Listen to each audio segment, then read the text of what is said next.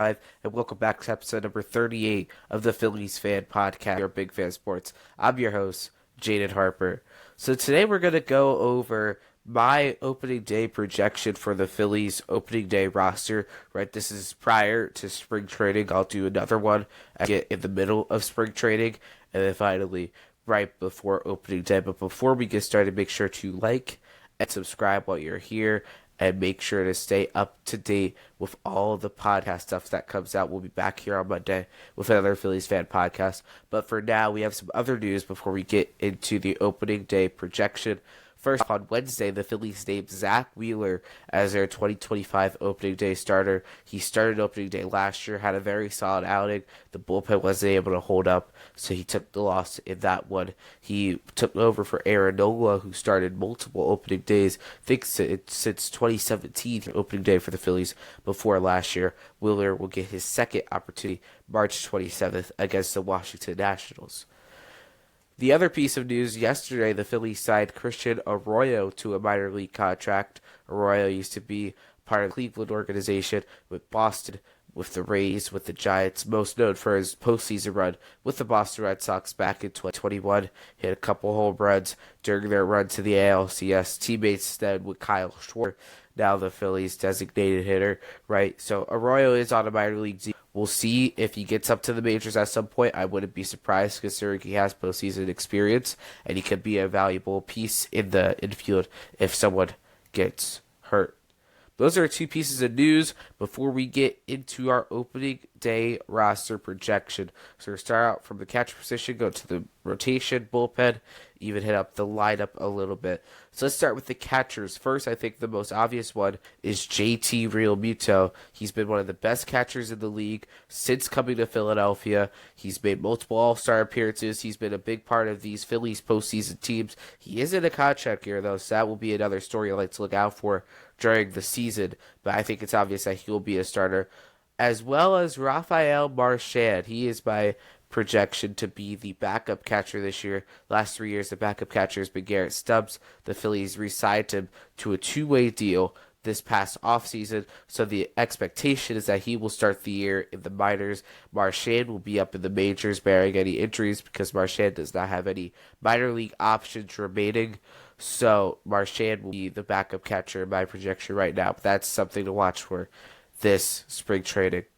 First base should be a really, really easy position. I don't think I really even have to say much. He's been the best player on the team for the last 5-6 years since he signed in Philadelphia. And he's just gotten better and better. He's won an MVP. He's taken the Phillies to the National League Championship Series. It's Bryce Harper. He's going to be the opening day first baseman. Same with second base. I don't think I really have to say much. It's going to be Bryce Stott. Again, for the third now consecutive year, he'll be starting at second base. He started his career third base shortstop right when he first came up, played shortstop in that 2022 run. Then Philly signed Trey Turner. He moved over to second base. He's been a very, very good second baseman. At this point, I feel like he's a little underrated. He had a tough season last year, but no, it can't be. I know he will bounce back. Right, the numbers are there. He's one of the best defenders, especially at second base in all of baseball. Right, so I think Bryce Stott is bound for a bounce back season. Third base, another pretty easy one. People didn't think he was going to be here at this point, but it makes sense that he is. It's Alec Bohm. Bohm had an incredible 2024 season. As much as fans want to get on him for the postseason run and the end of the season, Bohm was one of the Phillies' most consistent hitters. Last year, he made his first All-Star appearance. He started for the National League in the All-Star game, right? He hit over 20 home runs. He was a very consistent bat for the Phillies, protecting Bryce Harper, protecting Nick Castellanos in the 5-hole or the 4-hole, right? He even at times had to hit in the 3-hole. He was productive in all of those roles this year for the Phillies. It just makes too much sense to not bring him back. And that's what the Phillies did. I didn't think it really made any sense to trade Bohm. Obviously, fans were not happy after what happened in the National League Division Series. The collapse towards the end of the year. He was benched in one of the games in the series, right? But I think it made too much sense to bring Bohm back. He's been one of the Phillies' best hitters over the last couple of years. He's really grown and developed as a hitter and as a player. His defense has progressively gotten better. He's an option to play first base if Harper can't play a day, but he also plays a pretty solid third base, right? So Alec Bohm is still one of the Phillies' best options to have in their lineup, and it made sense that they kept him this offseason. At shortstop, another easy one, Trey Turner. He signed to Philadelphia a couple years ago, over $300 million. Now he's in his third. He's going to be going into his third season with the Phillies. He started out 2023. It was pretty rough, right? You know, they did the standing ovation, and then he really turned it around. He was a big reason why the Phillies went to the NLCS that year. Last year, there was a point, like a 3-week stretch, where he was one of the best players in Major League Baseball, if not the best player in Major League Baseball. He couldn't stop hitting home runs, and he led the Phillies to multiple wins in that stretch without Kyle Schwarber and without Bryce Harper. And he kind of tailed off towards the end of the year, but he had a very solid 2024. He was an all-star starter in the National League, as well as with Harper and Bohm. And he really progressed from his first year in Philadelphia. So I really think Trey Turner is bound for another great season with the Phillies. Now this is where it gets interesting. We go to the outfield position. So we'll start left field. Max Kepler, I believe, will be the opening day left fielder. I don't think you pay a guy $10 million to not start him on opening day. So I do see Max Kepler being the Phillies opening day starter in left field. Came here from Minnesota this past offseason as a free agent. He's going to do really well, like I said in the last podcast, as a left-handed hitter in Philadelphia. They usually perform well because of how the ballpark is built. So Max Kepler is about to have a great season in Philadelphia.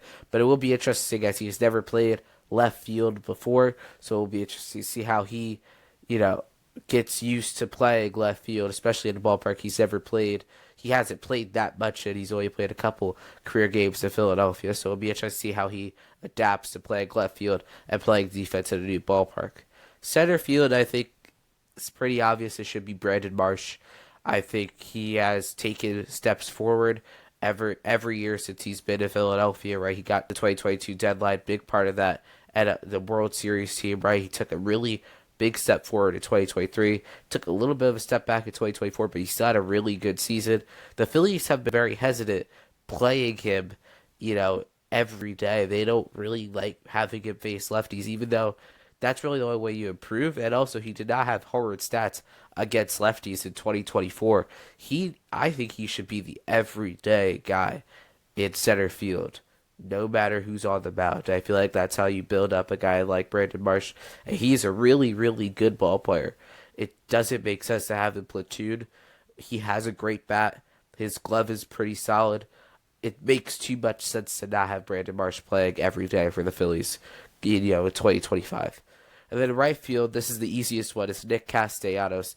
Castellanos was probably one of the only reason why the Phillies won a game last postseason. He had that big game. He is a big game guy. He's a clutch guy, and he's one of the best players on the Phillies. He gets a lot of disrespect, a lot of trade talks all the time. Nick Castellanos is still one of the best players on the Philadelphia Phillies, no matter how you look at it. He has come through when the Phillies have needed him to be there. You look at 2023, that first half, he was an all-star. Without Nick Castellanos, the Phillies probably don't make the playoffs in 2023, right? Because Harper struggled in that first half coming back from Tommy John, right? Trey Turner struggled in that first half. Nick Castellanos every day was showing up to the ballpark and consistently getting on base, consistently hitting. 2024 was more of the same, right? And the Philly fans, they look at the low averages, swinging out of the strike zone as a bad thing, but Castellanos, for as many times as he might chase a pitch, that's as many times as he's going to hit a double or get on base or hit a home run in a big situation for the Phillies that really helps them get over the hump. He's one of the most clutch players on the Phillies, and it's a big reason why he should be here for the foreseeable future. He's under contract for this year and then another year, and then he would be a free agent. So I think Castellanos is bound for another great season in 2025. So now we go to the bench, and this is where it gets a little interesting. The first spot goes to Rafael Marchand, obviously backup catcher. Second spot, I think this is another layup, is Mundo Sosa, right? He's been with the Phillies since 2022. He's been a really clutch player all around, right? He's played second base, shortstop, third base, wherever the Phillies have needed him to. They've talked again about him playing in the outfield. This is about the second or third straight year they've talked about Sosa playing outfield and getting outfield reps in spring training. So we'll see if that finally happens in 2025. But Sosa's been a really good player for the Phillies since he's got here. He's been very versatile. That's why he's going to be on the bench again. I don't think there is any doubt in that. So now we get to the final two spots. This is where it gets a little interesting. Knowing the Phillies, I would project them to put Johan Rojas on the opening day roster. I think he could be moved potentially from the opening day roster because he does have minor league options. But Rojas is he developed a lot last year when it comes to what he can be really good at. His defense is still top tier. His base running has gotten better. His speed is top tier, right? And he's learning how to butt. He's learning how to, swing, get better swings, right? He had a really good Dominican Winter League this past winter. I think Rojas is taking steps further to be be on this roster on opening day, if not even potentially being an opening day starter in left field or right field or center field, depending on who the Phillies play on opening day. But I think Johan Rojas is taking steps further to be a guy who every day can be an everyday player on a championship caliber team. Now the final bench spot, this is where it gets interesting. I'll go into this more on Monday on our Spring Storylines podcast. But right now I would say Cody Clemens will get that final spot because of his options. Weston Wilson has another minor league option. That is something that Cody Clemens and Buddy Kennedy do not have. They're going to be the three fighting for that final spot. So really it comes down, can the Phillies keep Clemens or Kennedy? Or are they both going to go? I don't think the Phillies want to get rid of Cody Clemens. He's been a really good player. As a starter, he has almost an 800 OPS when he's been starting. He's started at first base. He started out in left field, second base. He's really played anywhere the Phillies have needed him to play. And he's come up clutch multiple times. He had a walk-off against the Rays back in September. He had a game-tying home run against Washington back in May. So Clemens is one of those guys you really want. He's versatile, and he could be on the roster, for a long time. Weston Wilson, I think, has a really good shot to be on this opening day roster, too. And it's not because of his skill that he want to get on. It's because he has that one minor league option, so the Phillies can send him down and then bring him back up without losing him, right? While Cody Clemens, if he doesn't make the opening day roster, the Phillies probably won't have Cody Clemens back in 2025. The Phillies will either trade him or he'll go on waivers when I'm sure another team would pick him up off of waivers because he is a really good player, right? So I think the Phillies end up putting Cody Clemens on the opening day roster. Now we look at the pitchers and the rotation.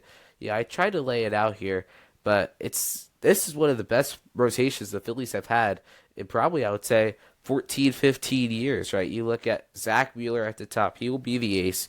He'll be getting the opening day start. When the Phillies make the playoffs, he'll probably have the game one start, right? He's the ace of the rotation. I don't think that's even a question, right? But then 2 through 5 can go any which way you want to. Aaron Nola is an ace. He's an ace-type pitcher. He was the Phillies ace for, half a decade, if not a little more than half a decade, right? And he's been a really good pitcher, a really clutch pitcher in the playoffs. He's been very good in the regular season. He could easily be an ace on a lot of contending teams. You look at a guy like Ranger Suarez. He was one of, if not the best pitcher in Major League Baseball until he obviously injured his hand against St. Louis back in early June.